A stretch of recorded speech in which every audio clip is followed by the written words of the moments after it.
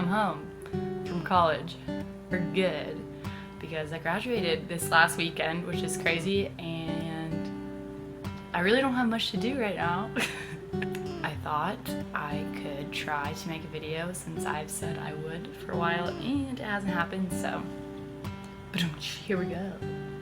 I'll just make a coming out video since I feel like that's a question, a video topic I get asked to do a lot, and I actually am pretty officially out now, and it's probably the first time I could make a video that is like fully donezo video of coming out, so we'll just do it.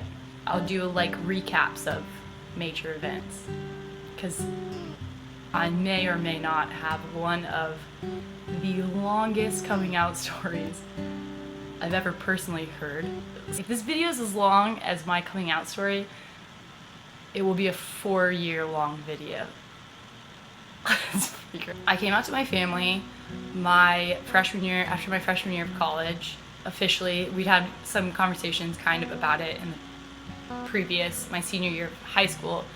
Some things got brought up about it. The first person I told was my sister, and I just kind of told her in the car, and it was like a joke, and she just laughed and whatever. That was like really not that big a deal. My sister's super liberal. Yeah, so for her it was kind of no big deal. The next person in my family I told was my mom, and I told her at like dinner, and it was kind of emotional. We cried about it a little bit. So since it was like kind of something that had already been brought up, it wasn't like this big shocking like, it was just kind of like, how is that going? And that's kind of how it got brought up with my mom. It was like how is that gay thing going? Like I kind of was like, yeah, I think that's it. Like that's pretty much, yeah, I'm gay. So that kind of was how I came out to my mom. And my dad, I wrote him a letter, and I actually shared that letter, and it was kind of private, but I've gotten actually a lot of like great feedback from it, and I've actually had people tell me they've used that letter and like kind of like changed it up for themselves and send it to their own parents, which I think is crazy but awesome, and I'm really glad that that could help because it's pretty personal for me, but if it's helpful for someone else, I think it was worth sharing. All the reactions of my family, my sister's super nothing, like super supportive, super great. My mom was really just worried for me and wants me to have a good life, and like, I think was just concerned like of my quality of life being gay. She didn't want me to have like people give me a hard time. Like she didn't want me to have to deal with like, I guess, the extra stress that does come along with being gay. Like obviously straight people don't have to worry for years about telling people their sexuality, so I think that was her main concern. I think when my dad first found out, he was really hoping that it might be a phase. People see guys as you like guys or you like girls, whereas I think people see girls and they're like, well, maybe you just like this girl. And I think that was my dad's idea of it for a very long time, or like for at least a couple years until I started dating Candy. And I think my dad fell in love with my girlfriend, but no, I'm just kidding. But I think that really did change. That was a game changer for my life, is that my dad just loves my girlfriend, which I could not be more happy with. And my mom loves her, and my sister loves her, everyone loves her. It's just Candy, she's the best, so I don't think I know anyone who doesn't love her. As far as friends go, I told 2 high school people, then I started moving on to telling my college friends, and telling my college friends was a very slow process. I lived in my sorority house until I was a senior in college. So for me, I was really, really anxious about people finding out when I lived in. It was all really circled around like I was afraid of the reactions because they were going to be really, like it was going to be something in my head that I couldn't escape if it went bad. I was thinking like, if this is a bad reaction that I get, or this spreads and I have no control over it anymore, I could be in a really bad position living in the sorority house like that and like being very tied to it. That was really scary for me because I was like, what will happen? Like they could kick me out, like I could be picked on, I won't be able to get away from it if it is bad, like I'll be under a microscope. And I think that's really what was so scary to me about coming out when I lived in. I don't know, I just had a lot of like reservations about that situation, and so it really did slow down my coming out process quite a bit, because I really wanted it to stay within the people I knew me well enough that that wasn't going to be a problem. First friend I came out to was my friend Sarah, and I came out to her my sophomore year of college, the second semester. And that was the only person I told that year. My junior year, I probably told like 4 people, I think, 4 of my college friends. So 4 people in my sorority. That was slow. And so basically, the whirlwind of me coming out with more power and more like intent really just happened this senior year of college. It started with me coming out to the rest of my roommates. So that's first semester I came out to my roommates. And maybe a few other couple people along the way, just like people I felt comfortable telling. I started coming out to those people too.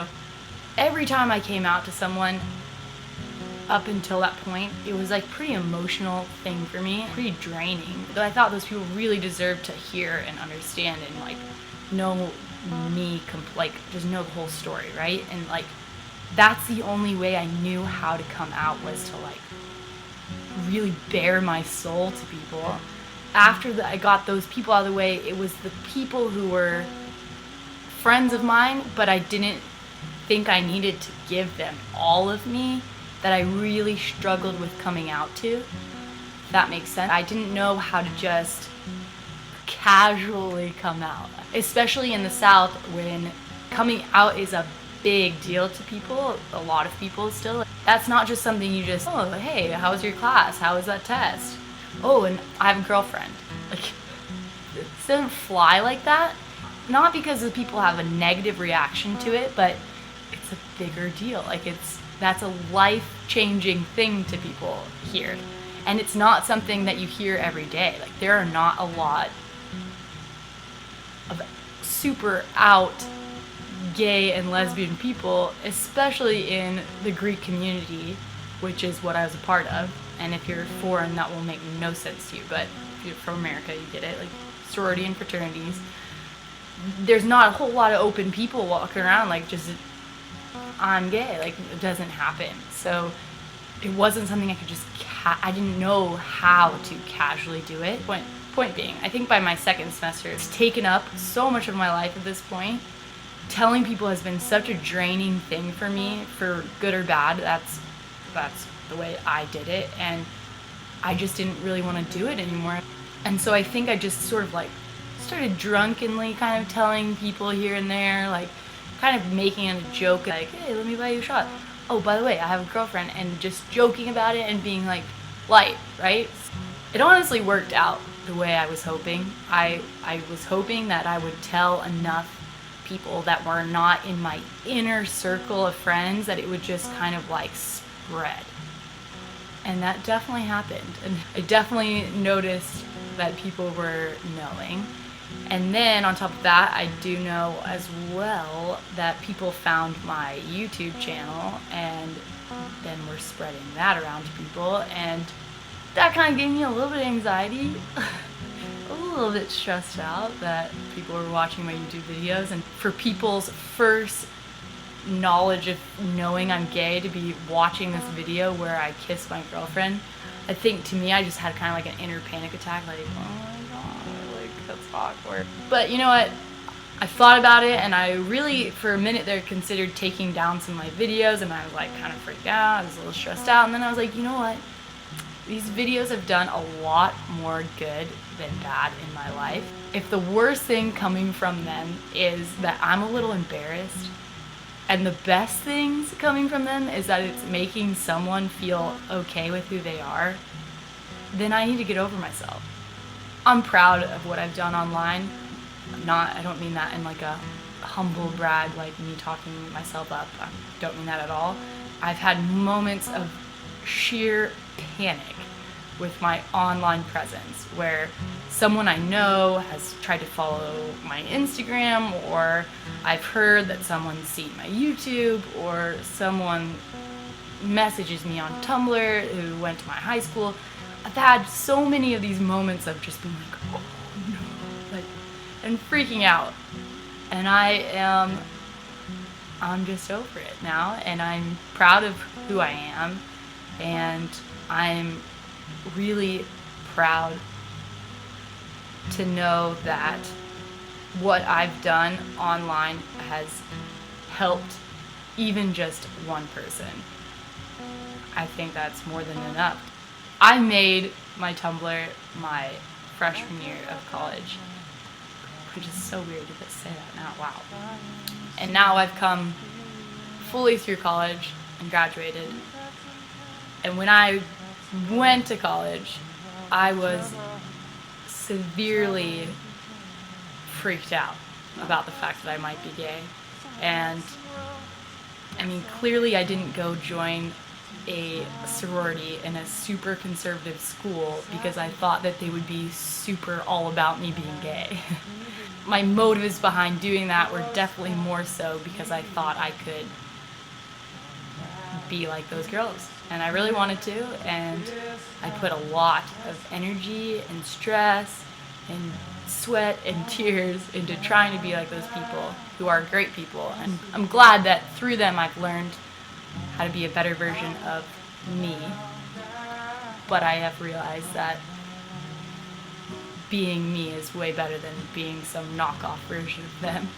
But for anyone who's followed my journey since then, and I know there are a few people who have literally been following me since I was a freshman in college, which is crazy. But to you people, and anyone else who's come along the way, thank you. Because I get a lot of thank yous. And to be honest, I literally could not have done it if it weren't for the support and followers I've had on Tumblr. And that is like, I'm not trying to be cheesy or stupid or I don't know, like, that is so genuine a thing that I'm saying. I can't even begin to explain how much of my happiness I owe to this website, and most importantly to the people that I found through it. So I literally could not have done it without you guys. And just to quickly also point out, if you're at a point now where you think that you will never be comfortable enough to come out, I was there. I was there, and I was there not that long ago. So you can do it. You are strong enough to deal with all the heartache that goes along the way. And if I could give you any advice on coming out, it would be, don't sell people short. Don't assume you know how someone's going to react based off of conversations you've had with them, or their religious views, or where they grew up. People will surprise you. Just keep being you. Be someone worth loving just because of who you are. And if someone chooses to stop loving you because of who you love, fuck them. They're not worth being friends with. They really aren't. And you are. And you will find lots of people who will continue to be your friend. So yeah, that's my coming out story, kind of in a nutshell. I think there might be some missing parts here and there. It's a long story. But I'm going to post my Tumblr and my Instagram and my Twitter and whatever below. Feel free to follow those, and if you have more questions about my coming out story, you want me to fill in stuff where I left out, just message me on Tumblr and I'll try to respond. And like I said, Cammie's moving to Dallas with me for the summer. We'll be here. We've got some stuff we've got planned for you guys that I'm pretty excited about. So yeah, just follow my stuff so you can see this exciting stuff that's coming up. And okay, I'm done. Bye guys. Thank you for helping me come out. 4 years later. You fucking did it. so big.